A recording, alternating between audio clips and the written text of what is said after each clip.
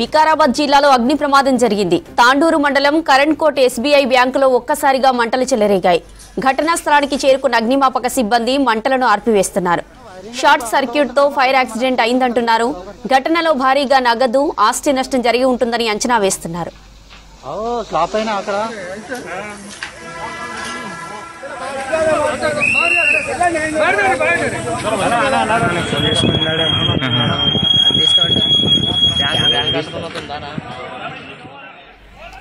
వికారాబాద్ జిల్లాలో అగ్ని ప్రమాదం జరిగింది. తాండూరు మండలం కరెంట్కోట్ ఎస్బీఐ బ్యాంకులో ఒక్కసారిగా మంటలు చెలరేగాయి.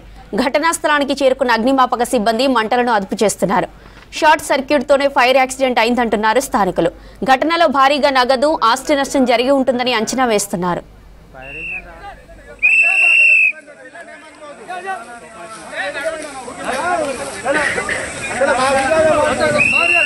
Bye.